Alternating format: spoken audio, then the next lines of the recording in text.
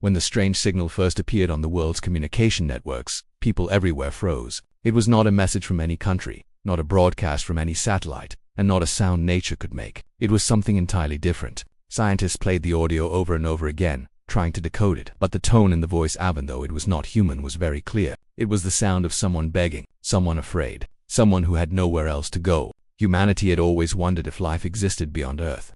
And now the answer had arrived in the most unexpected way, in the form of a desperate cry for help. A few hours later, telescopes spotted an object drifting just beyond Earth's orbit. At first, the world thought it might be a meteor or some kind of damaged satellite, but soon it became clear that it was a spacecraft broken, cracked, and barely holding itself together. World governments immediately activated their security systems, unsure if this was a threat or a trap. But then the ship sent another message. This time, the translation programs captured a full phrase. "We need help. Please." The voice trembled. It sounded weak, in pain, almost hopeless. For the first time in human history, the world saw aliens not as conquerors from science fiction movies, but as survivors fighting to stay alive. As the ship drifted closer, Earth prepared for first contact. Normally, countries would argue about who should lead, whose rules should matter, and who should get control of alien technology. But something about the message touched people on a deeper level. It was not a warning or a demand. It was a cry. Families all over the world watched the news, feeling both fear and sympathy. Children asked their parents why the aliens were so scared. Scientists whispered among themselves, wondering what kind of danger could push an entire alien crew to risk everything just to reach Earth.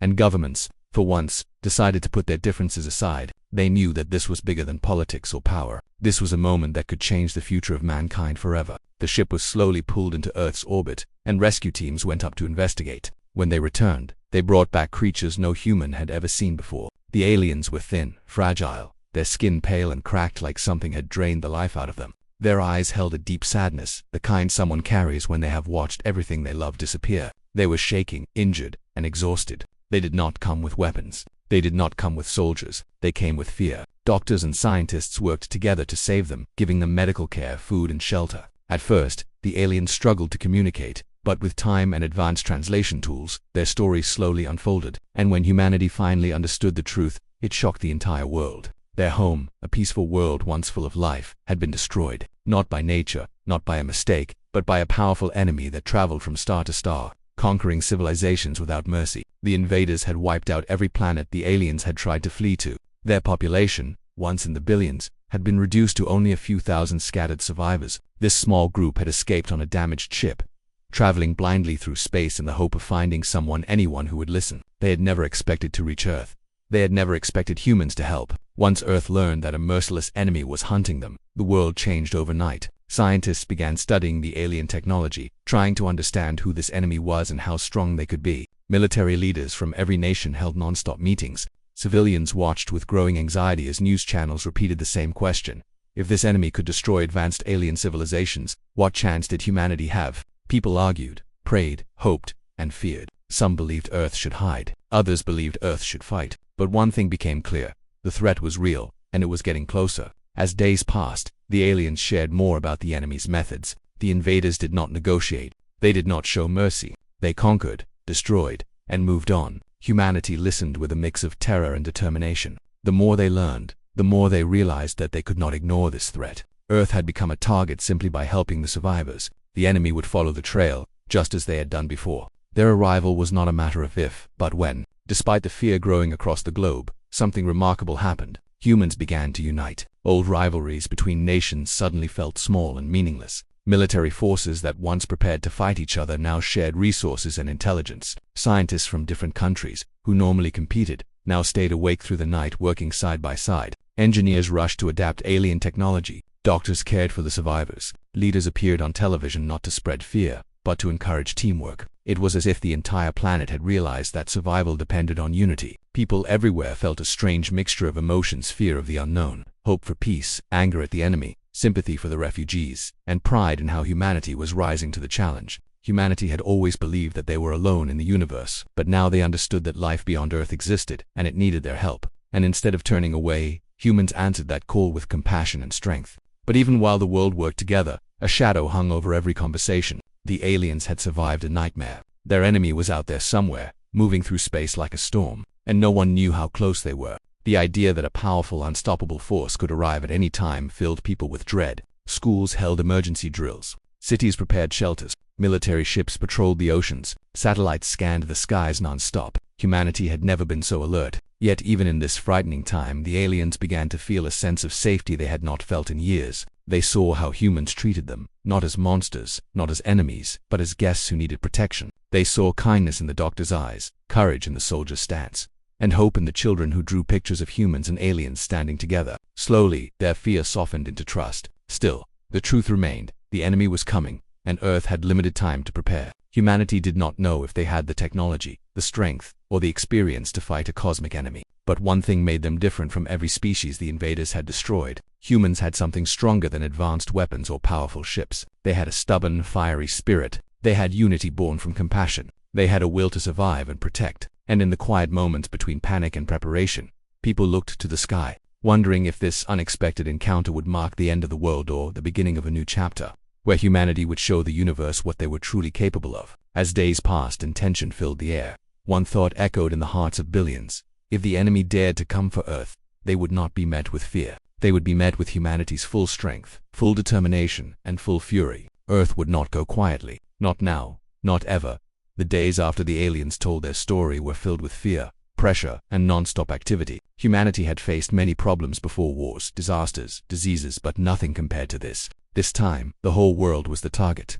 People everywhere felt a strange heaviness in the air, as if the sky itself was warning them that danger was coming. Scientists, soldiers, leaders, and ordinary people all understood one thing: if humanity did not act quickly, Earth would face the same fate as the aliens' destroyed worlds. The aliens continued to explain what had happened to their home. They spoke slowly, their voices trembling as painful memories surfaced. They explained how their people had once lived peaceful lives, with cities glowing like stars on the night side of their planet. Then, one day, strange ships appeared in their skies. At first, their leaders tried to communicate, but the invaders did not answer. Instead, they launched attacks without warning. Within hours, many of their cities were burning. Within days, their armies were destroyed. Within weeks, their world was silent. Only a few survivors escaped into space. And now those same invaders were on a direct path toward Earth. Humanity listened to their every word. With every detail the aliens shared, the danger felt more real. These invaders were not explorers or travelers. They were destroyers. They followed their prey across galaxies, tracking survivors like hunters chasing wounded animals. It became clear that they were not simply coming for Earth's resources or technology. They were coming to eliminate anything that stood in their way, anything that could rise against them in the future. Earth had helped the refugees, and that act alone marked humans as a target. Once this truth spread across the world, panic started to rise. News channels played non-stop coverage of strange lights in the sky, new satellite scans, and interviews with scientists. Social media buzzed with rumors, theories, and fear. Some people wondered if humanity should hide, cover the planet in darkness, and pretend no life existed here. But experts quickly shut that idea down. The invaders already knew. The moment the alien ship sent a distress signal, Earth became visible on the cosmic map. There was no turning back. So instead of running, humanity prepared. Scientists were the first to act. For generations, they believed that alien technology would arrive one day, but none expected it to come in a broken, damaged ship full of terrified refugees. Still, they worked day and night, studying the unfamiliar materials, strange energy systems, and unique tools. They discovered that the aliens' technology was extremely advanced, built on principles far beyond human understanding. But the damage was so severe that much of it was unusable. The scientists' biggest challenge was figuring out which pieces could be repaired, and how fast they could do it. Teams from all over the world shared information openly. Longtime rivals now exchanged data like old friends. Space agencies that once competed to reach the moon now worked together to build new defense systems. Engineers struggled with machines they barely understood, but they pushed forward because they knew time was running out. Every beeping sensor, every glowing piece of alien metal, every strange symbol on a broken console represented a chance to survive. While scientists worked on technology, military leaders focused on strategy. Armies, navies, and air forces from every major country gathered in emergency meetings. Generals who once stood on opposite sides of conflicts now sat at the same table. They studied the enemy's patterns, their attack methods, and their movements across the galaxy. The aliens had shown humanity recordings of the invader ships, massive vessels shaped like sharp blades, able to slice through atmospheres and defenses with terrifying speed. Earth had nothing that matched this level of power, but humans had something else: creativity and the ability to adapt under pressure. Military leaders started combining their forces into a unified defense system. They created a new global command network that linked satellites, ground bases, submarines, and aircraft across every continent. They called it the Earth Defense Coalition. a name that made people feel both scared and proud. Ordinary people also stepped forward. Engineers volunteered to build protective shields. Doctors offered to treat injured soldiers and aliens. College students helped translate alien texts. Retired experts returned to service. Everyone wanted to help in some way because everyone understood the threat. For the first time in history, humanity felt like one family fighting for the same cause while the world prepared. The aliens continued sharing their knowledge. Their leader, a gentle but courageous being named HFY War, taught humans about the enemy's weaknesses, few but important. They explained that the invaders relied heavily on central control. If their command ships were disrupted, their organization collapsed. But reaching those command ships was almost impossible because they were guarded by layers of deadly weapons and armored fleets. Even the aliens' own advanced technologies had failed to stop them. Still, Serial believed humans might succeed where others failed. The aliens saw something in humanity that they had not found anywhere else. A kind of stubborn bravery, a refusal to give up, even when the situation seemed hopeless. Serial watched how humans worked, argued, solved problems, and kept going. It reminded them of how their own people once were, before the invaders destroyed everything. Meanwhile, Earth's skies grew busier every day. Rockets launched supplies into orbit. New observation satellites scanned the edges of the solar system. Massive defense stations were built in a hurry, with workers risking their lives to finish them on time. Entire factories were converted to build parts for spacecraft, energy shields, and new weapons based on alien technology. Some people questioned whether Earth could finish these defenses before the enemy arrived. But giving up was never an option. As preparations increased, tension grew heavier. People couldn't sleep. Children asked if the invaders would attack their homes. Governments tried to stay calm in front of cameras, but behind closed doors, they felt the pressure to. Every decision could determine the fate of Earth. One night, a global alarm echoed through every satellite system. A new object had appeared at the far edge of the solar system. It was large to be a meteor. Its shape resembled the invaders' ships from the aliens' recordings. Humanity held its breath as the object moved slowly, then disappeared. No one knew if it was a scout, a probe, or just a cosmic coincidence. But the message was clear. The enemy was near. That sight pushed the world into even faster action. Scientists cut sleep to 2 or 3 hours and returned to work. Soldiers trained until their muscles shook. Leaders signed resolutions in seconds that normally took months. People prayed, cried, and hoped. And through all this chaos, the aliens watched humanity with a mix of fear and admiration. They knew what the enemy was capable of, but they also saw something they had never seen before, a planet that refused to surrender. Then came the moment that shook the world again. A long-range telescope captured a faint signal, but unmistakable. Another invader ship had entered the solar system. It was still far away, but it was moving fast. Too fast. The calculations were clear. Earth had only weeks before the first strike. The rising challenge had become a race against time. Fear swept across the world. But something else rose with it, a fierce determination. Humanity had always shown its true strength when pushed to the edge. People stopped arguing about politics, religion, race, or nation. Those things no longer mattered. What mattered was survival. What mattered was protecting Earth, the aliens who sought refuge, and every life that called this planet home. And so, in those final days before the enemy arrived, humanity transformed from a divided world into a unified force. They did not know if their defenses would be enough. They did not know if they could win. But one thing was certain. When the invaders came, humanity would not face them with fear. They would face them with unity, courage, and the unstoppable fury of a species fighting for its future. The first sign of the enemy's arrival came without warning. For months, humanity had been watching the sky, tracking every strange movement, every suspicious signal, every tiny change in the solar system. People expected the invasion to start with a slow approach.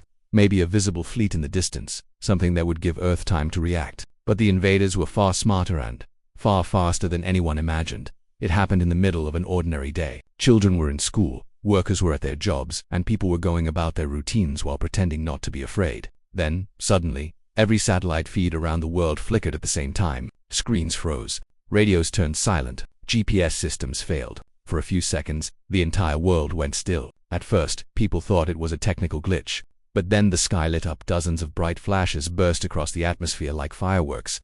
Except they were not beautiful, they were terrifying. Each flash marked the destruction of a satellite. In under 1 minute, nearly half of Earth's orbital systems were gone. The invaders had arrived with a single, silent attack that no one could stop. Communication centers went dark, military radars went offline, and early warning stations became useless. Panic swept across cities. People ran outside, staring at the burning streaks falling from the sky. Scientists and military leaders rushed to emergency stations, trying desperately to restore contact with remaining satellites. But the enemy's attack was too precise, too fast. Earth's first line of defense had been crushed before anyone could even react. Then the second wave came. Massive energy beams shot down from above, striking coastal areas with unbelievable force. Entire sections of the ocean boiled instantly, sending massive waves crashing toward shorelines. Ships were destroyed before their crews even understood what was happening. Beaches, ports, and nearby cities were hit by shockwaves so powerful that windows shattered miles away. People screamed, buildings shook, alarms blared, and the world realized that the real attack had just begun. The enemy ships finally became visible dark silhouettes emerging from behind clouds, shaped like sharp blades with glowing red cores. They moved with a smooth, unnatural precision, almost like they were alive. As they descended, their shadows spread across the land, creating an atmosphere of dread that humans had never felt before. These were not simple warships. They were machines of destruction, built for one purpose: to erase anything that stood in their path. Earth's fighters launched into the sky moments later. Jets, drones, and defense aircraft rose from bases around the world, their engines screaming as they raced toward the invaders. Pilots shouted into their radios, trying to coordinate while the sky filled with explosions. Ground-based lasers fired upward. Anti-air missiles launched in bright arcs. Every defense Earth had trained for years was activated within minutes, but the enemy was too strong. Their ships moved faster than human eyes could track. Missiles passed straight through them as if they were ghosts. Energy shields made every attack useless. When Earth's aircraft got too close, the invaders released bursts of crackling energy that tore through metal like paper. Pilots screamed as their jets spiraled downward, trailing smoke, exploding before they reached the ground. Others were hit so quickly that they didn't even have time to shout. Within the first hour, humanity understood just how powerful their enemy truly was. World leaders watched in horror as reports poured in. Cities hit, communication networks collapsing, military fleets damaged, and thousands of lives lost in the first wave alone. The enemy did not stop. They advanced steadily, targeting major defense structures with intelligence that made no sense. It was as if they knew exactly where humanity's strongest points were. Every move they made showed experience, calculation, and merciless precision. But during this wave of terror, something unexpected happened, something that changed the course of the entire battle. Serial and the alien refugees revealed information they had kept hidden until now. In their fear and trauma, they had hesitated to discuss it earlier, but now they realized the truth must be told. The enemy had one weakness, a single flaw in their system. Their entire fleet relied on a central command network. If the core ship controlling their operations was destroyed or disabled, the invaders would lose their coordination, their communication, and possibly their strength. The problem was reaching that core. The command ship was always placed at the heart of the fleet, heavily shielded and surrounded by layers of protective vessels. It was like trying to reach the center of a storm while being torn apart from every direction. But humanity had no choice. If they didn't strike now, Earth would fall within days. Scientists and military leaders gathered quickly, even as explosions thundered outside. Serial displayed a hologram of the enemy's formation, showing the location of the command vessel among the chaos. It pulsed with red energy, far larger and more sinister than the others. The Earth Defense Coalition had been working non-stop, and they had something ready: a new hybrid weapon made from human and alien technology. It was untested, unstable, and potentially dangerous to use, but it was the only thing that could pierce the enemy's shields.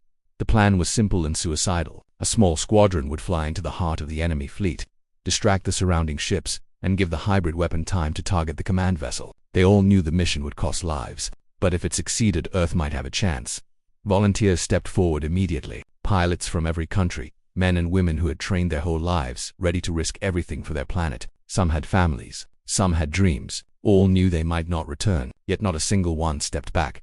As the squadron launched, the world watched in silence. People prayed in their homes, clutched their loved ones, and stared at the sky filled with fire. The pilots flew with unbelievable courage, weaving through enemy beams, dodging approaching ships, pushing their jets beyond their limits. Explosions burst around them. Some were hit and vanished in bright flashes, but the survivors pressed forward. Meanwhile, on the ground, Earth's forces unleashed every remaining weapon. Massive railguns fired from hidden bunkers. High-energy cannons blasted upward. Even old, outdated machines were brought back into service. Humanity may not have had the strongest technology, but they had one thing the invaders did not: unpredictable fury. Instead of retreating, humans attacked with everything they had, surprising even the enemy with their aggression.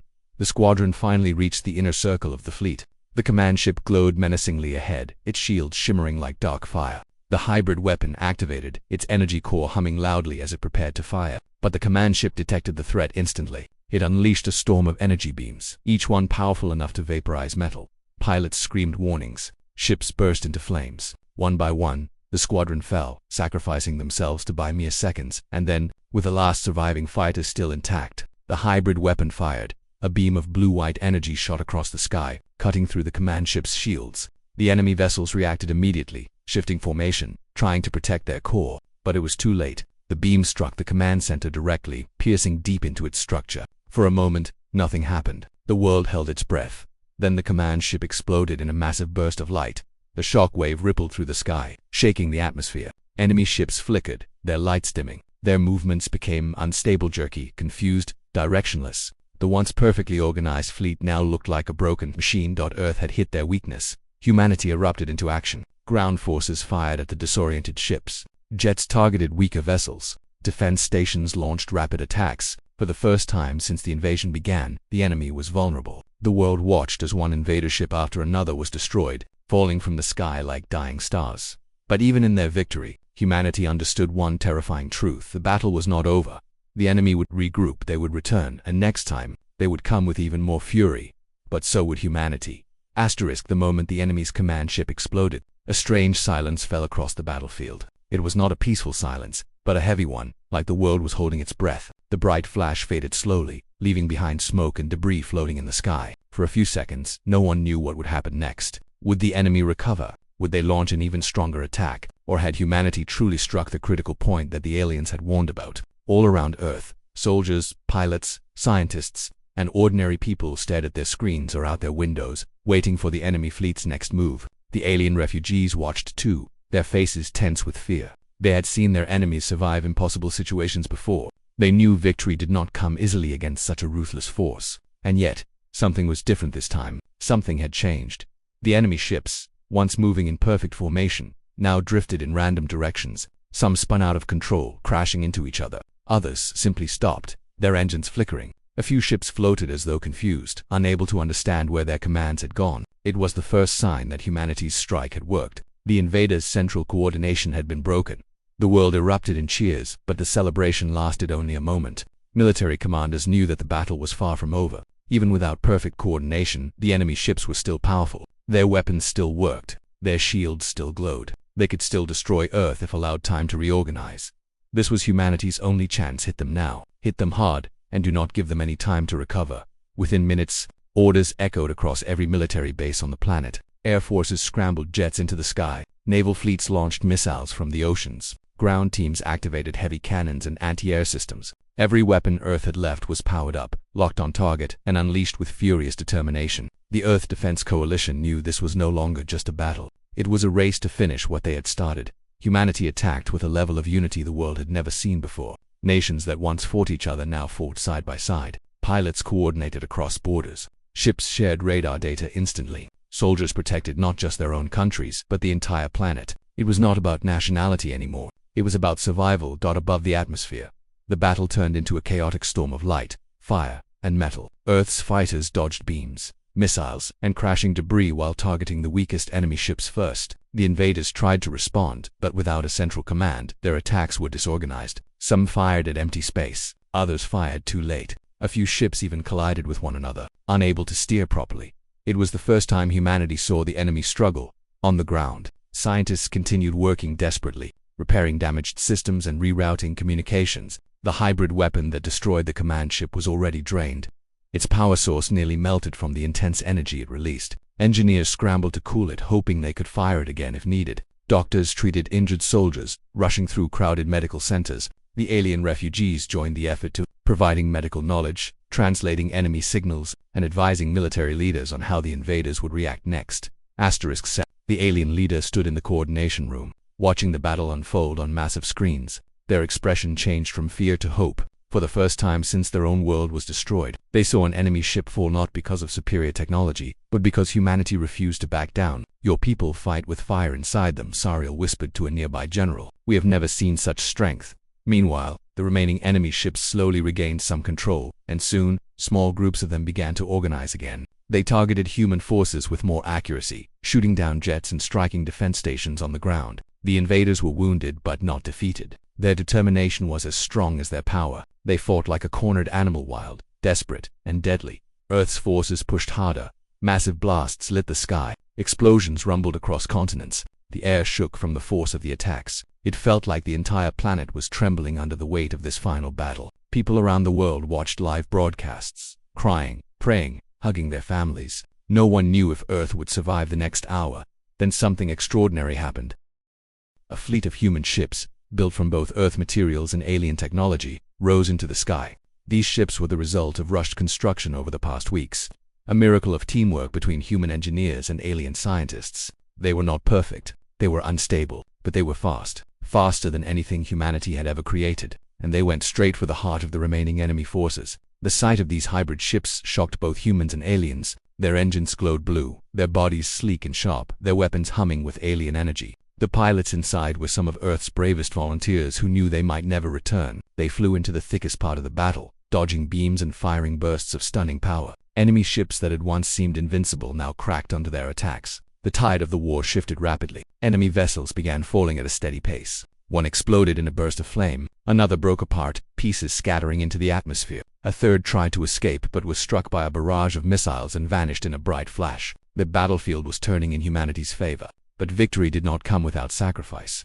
Many pilots gave their lives. Ground soldiers fought until their ammunition ran out. Ships fell from the sky in burning trails. The cost was heavy, but humanity did not retreat. They kept pushing forward, driven by the knowledge that this was their only chance to save Earth, their families, and the alien survivors who depended on them. As the battle reached its peak, Earth launched a final coordinated strike. All remaining hybrid ships fired their strongest weapons at once. Ground stations focused their energy cannons on the last cluster of enemy ships. Satellites, what few remained in orbit, redirected solar power beams into concentrated blasts. It was humanity's last, united roar. The combined attack hit the enemy fleet like a tidal wave. A blinding surge of light swallowed the sky as explosions erupted one after another. The shock wave rippled downward, shaking buildings, rattling windows, and sending a deep vibration across the land. People covered their ears, watched, and waited. When the light faded, silence returned. Slowly, carefully, sensors scanned the sky. The smoke drifted away. Fires dimmed. The flashes ended. One by one, the screens updated with new data. The enemy ships were gone. Not damaged, not retreating, gone. Humanity had done it. Earth had survived the greatest threat in its history. People cried and cheered in the streets. Soldiers hugged each other. Scientists collapsed in exhaustion. The alien refugees wept openly, overwhelmed with relief. Even world leaders, usually so controlled, let their emotions show. They knew this was not just a military victory. This was proof that humans were capable of so much more than they realized. Serial stood at the center of the command room, tears of gratitude shining in their eyes. Your world, your people. They have saved not only themselves, they said softly, they have saved the hope of our entire species.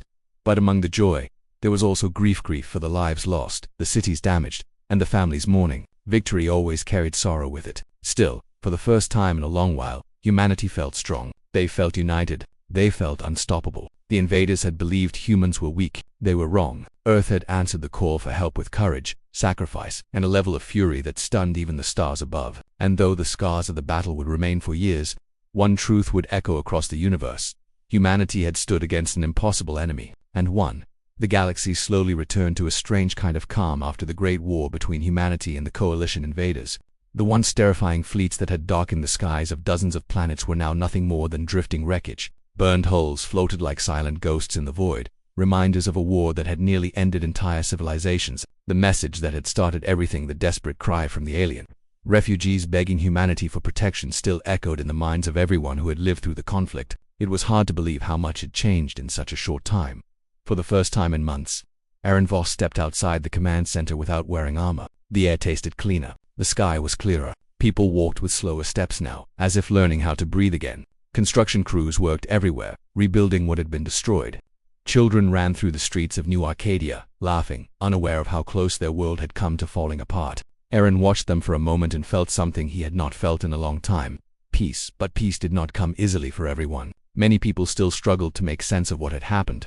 Billions across many star systems had lost loved ones. Homes had been burned, cities shattered, dreams torn apart. Even though humanity had won, the victory carried weight. Survivors carried memories that could never truly be erased. And then there were the alien refugees, scattered and traumatized, trying to rebuild their own future on the worlds humanity had given them. The Talaran embassy had been rebuilt with new crystal towers that shined under the sun. Aaron often visited, not out of duty but out of friendship. Elder Cell, the leader who had first sent the desperate message to Earth, was recovering from his injuries. His skin, once glowing with vibrant silver patterns, was duller now. Time and sickness had touched him, but his spirit was stronger than ever. One afternoon, as Aaron walked into the healing chamber, Elder Sol looked up with tired eyes but smiled warmly. You came, Sol said softly. I always come, Aaron replied. You're the one who saved all of us by telling the truth about the coalition. The least I can do is make sure you're all right.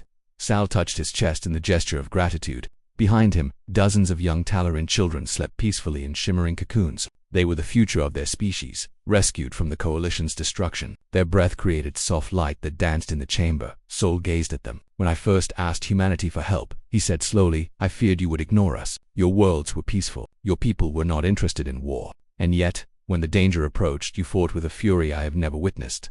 Aaron sat beside him. We didn't fight because we wanted to, he said quietly. We fought because we had to. You warned us. And when the coalition came for you, they came for us, too. Sol turned to him with deep sadness. I still wonder, he whispered, why such cruelty exists in the galaxy. Why do some seek to rule through fear? Why do others suffer for simply existing? Aaron did not have an answer. He doubted anyone did.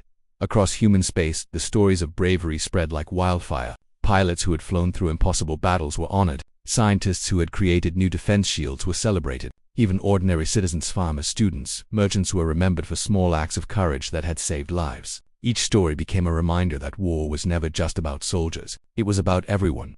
A great memorial was built on Earth, a place where names of all species, human and alien, were carved together into shining stone. Visitors from across the galaxy came to read them, to cry, to pray, or simply stand in silence. Flowers from dozens of worlds were placed at the base, their colors blending into a symbol of unity. During the memorial ceremony, Ada Reyes stood beside Aaron, watching the crowd. She wore no uniform now. The war had ended, but she still carried the weight of command in her eyes. Do you ever think about how different things could have been? She asked softly. All the time, Aaron said. If we hadn't answered that message, we might not be standing here. Ada nodded slowly. And the coalition, they thought humanity would break. They thought we were soft.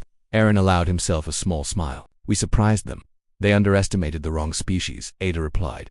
But despite the victory, humanity did not become arrogant. Leaders from Earth, Mars, Titan, and the outer colonies spent months discussing how to prevent such a war from ever happening again. For the first time in history, humans created an interstellar guardian council where alien refugees also had equal power. They wanted every species to have a voice, not just the powerful ones, not just the survivors. Everyone. Arin attended the first council meeting as an advisor. It was held in a great hall shaped like a star, with long curved windows showing the endless sky beyond. Representatives from dozens of worlds sat together, their clothes and skin glowing in patterns never seen on Earth before. Some breathed air, others breathed vapor, some walked on legs, others floated, and yet, they all shared the same hope to build a future where no species would ever need to beg for help again.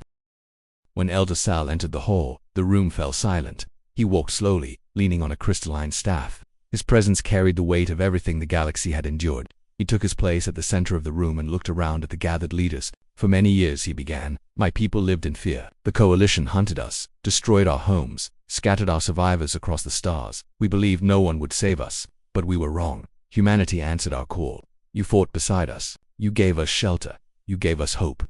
Today, we begin a new journey, not as weak or strong, not as conquered or conquerors, but as allies. The hall erupted in applause. Aaron felt a tightness in his chest.